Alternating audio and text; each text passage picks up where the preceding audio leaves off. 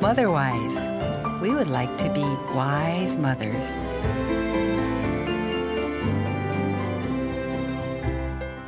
여러분 안녕하세요. 마더와이즈 가정식탁 시간입니다. 하나님께 지혜를 배우며 나누는 마더와이즈와 함께 준비하는 가정식탁. 오늘도 서로의 생각을 듣고 나누며 하나님의 지혜를 배워가기를 소망합니다.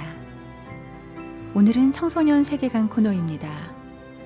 박용진 목사님과 청소년들이 함께 나누는 오늘 식탁에서는 정체성이라는 주제로 나누겠습니다. 마더와이즈 가정식탁, 박용진 목사님과 청소년들이 나누는 이야기, 정체성이라는 주제로 함께 나누겠습니다.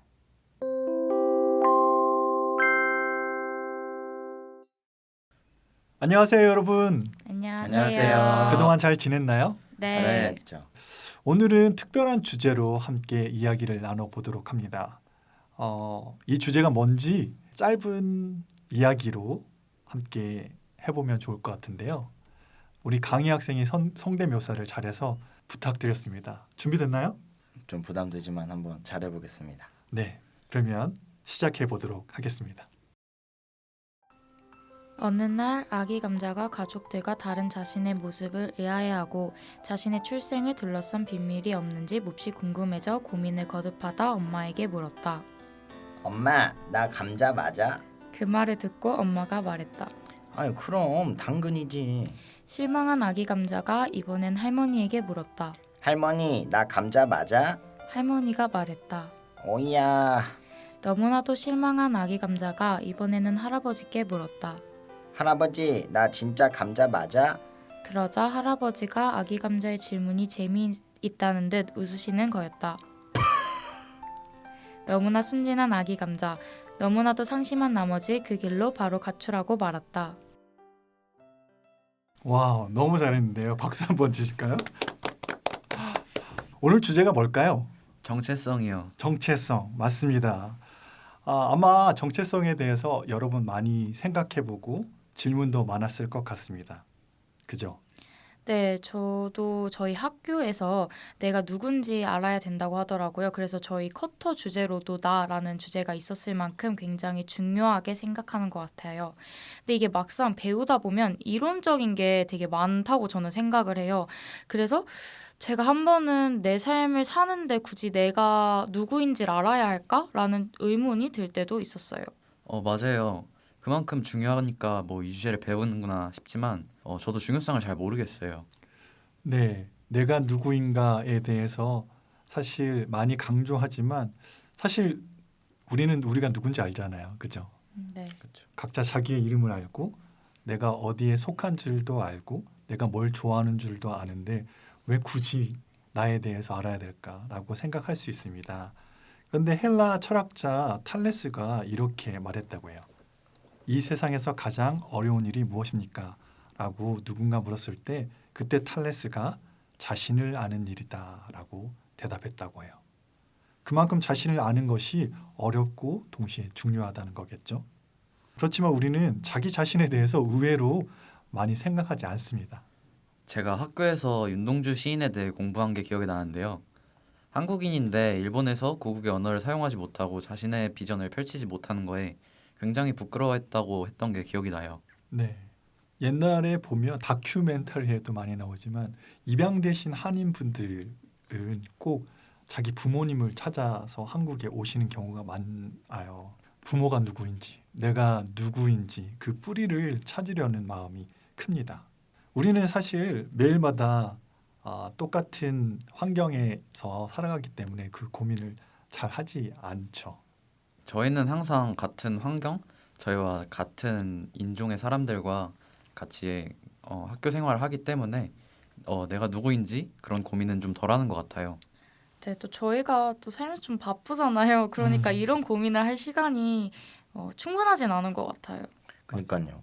막 매일 아침이 되면 등교도 해야 돼서 막 씻고 막 준비하고 이러다가 또 학교 오고 공부하고 또 축구 하다가 점심 시간에는 뭐 밥 먹고 이러고 집에 와서는 또 게임 하고 남은 과제 하고 이러다 보니까 제가 누군지에 대해서 이렇게 막 시간을 쏟아서 생각해 본 적이 별로 없는 것 같아요.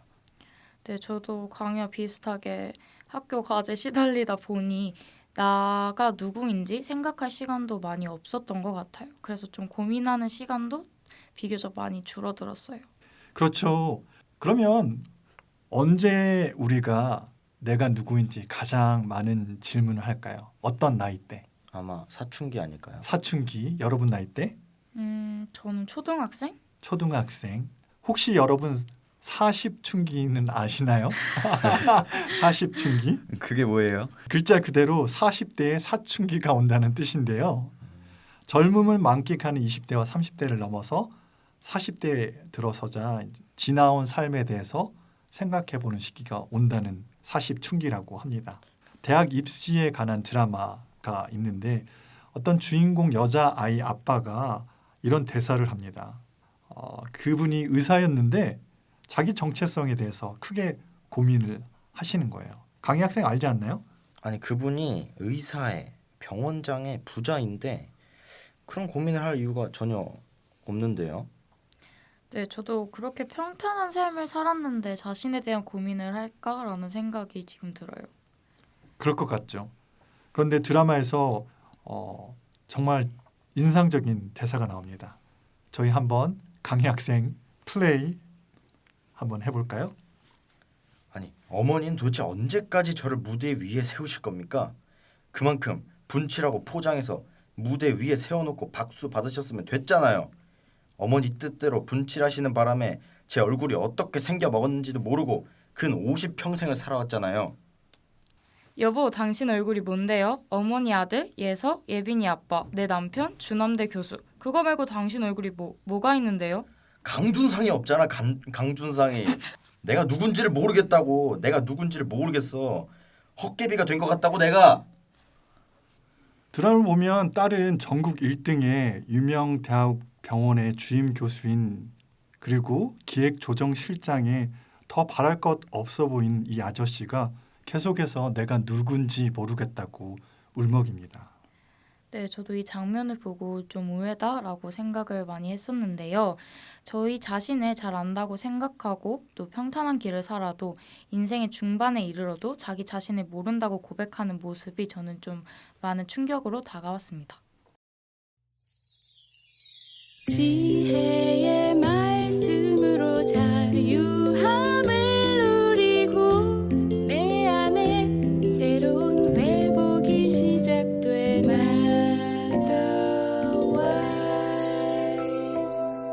마더와이즈 유일한 진리 하나님 안에서 지혜와 자유, 회복을 경험하는 마더와이즈 가정식탁 청소년 세계관 코너를 듣고 계십니다.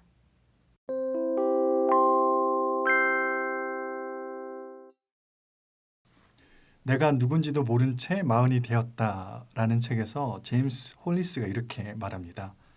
중년에 이르러 삶을 돌아보면 길게는 몇십 년 전에 선택한 결혼과 직업에서의 경력 등이 사실 얼마나 무의식적이었는지를 깨닫고 존율할 것이다.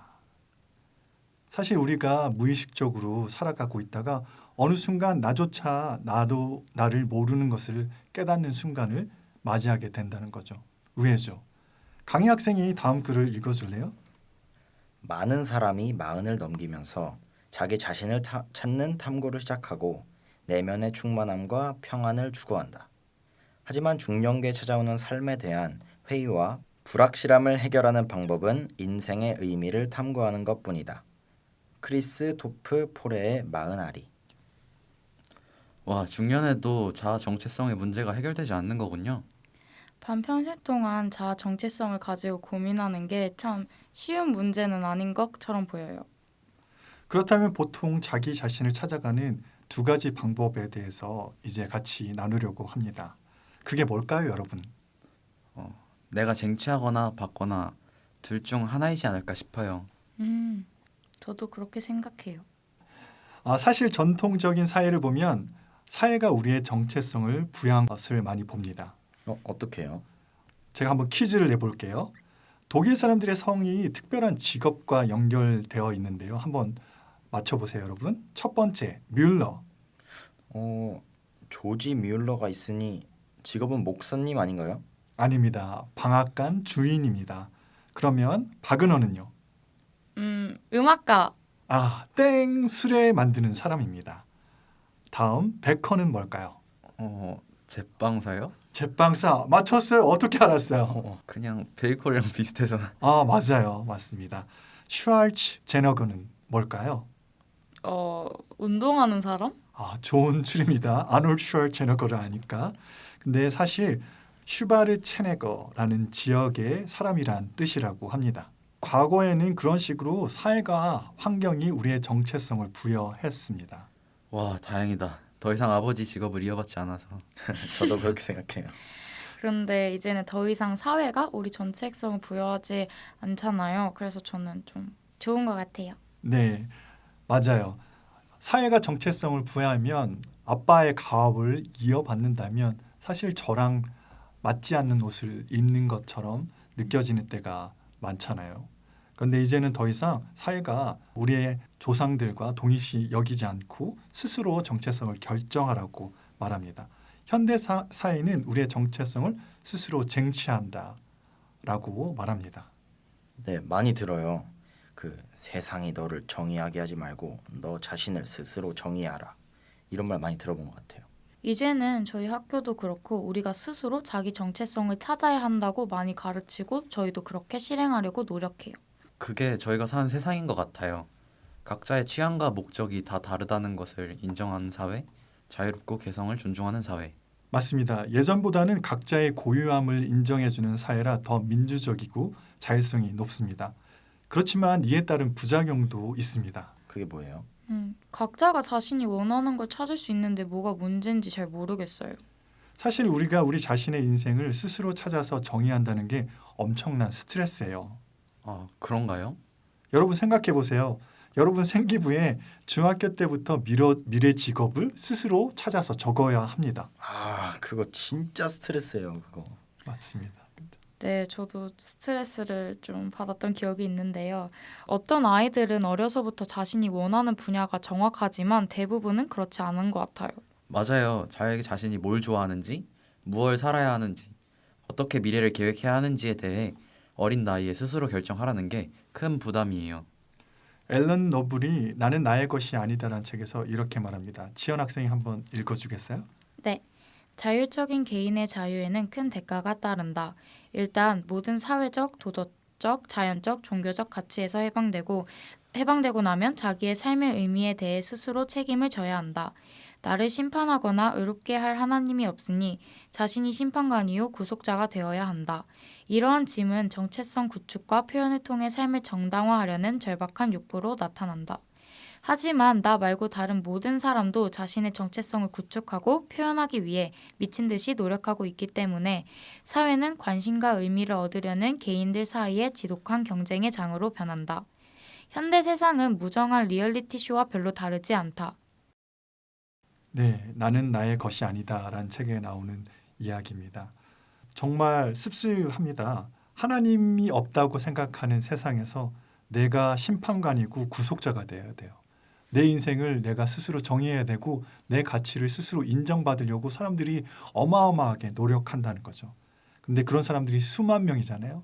엄청 많은 사람들이 서로 경쟁하면서 자기 자신을 증명하려고 합니다. 그게 얼마나 또 어려운 일일지 생각해 볼 필요가 있습니다. 네, 한번 생각해 보면 공부를 잘하는 친구들은 우동생들 무리에 끼어서 자신을 정의하려고 하고 운동을 잘하는 친구들은 축구 클럽 같은 데 들어가서 자기 정체성을 찾아요. 저같이 잘생긴 친구들은 학교에서 인기 있는 무렵에 끼고요. 강의 말이 조금 이상하긴 하지만 그게 사실이에요. 이게 우리가 저희 정체성을 확립하는 방법이에요. 네, 우리는 계속해서 인정받으려고 합니다. 그리고 정체성을 확인하려고 하고요. 그리고 어떤 무리에 끼어서 그 무리에게 인정받으려고 합니다. 그래서 우리의 정체성을 확립하려고 하죠.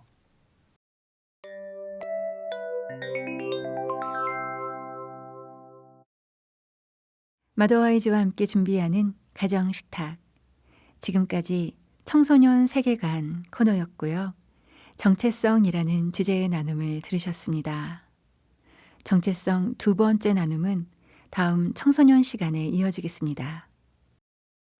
오늘 방송 어떻게 들으셨나요? 내가 누구인지를 바로 아는 것은 삶을 잘 살아가는 데 기본이 되는 참 중요한 질문이라는 내용을 들었는데요.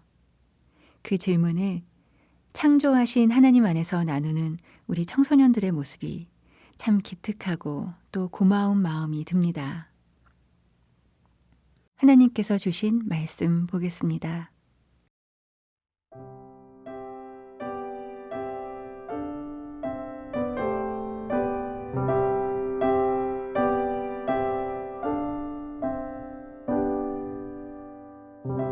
우리는 하나님의 작품입니다. 선한 일을 하게 하시려고 하나님께서 그리스도 예수 안에서 우리를 만드셨습니다. 하나님께서 이렇게 미리 준비하신 것은 우리가 선한 일을 하며 살아가게 하시려는 것입니다.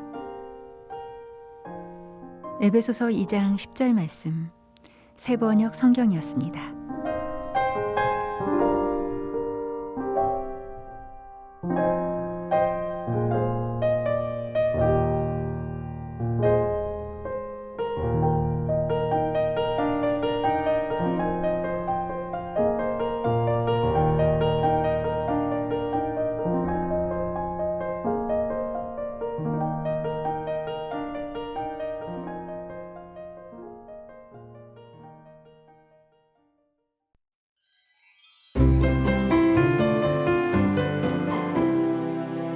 오늘 준비한 마더와이즈 가정식탁은 여기서 마치겠습니다.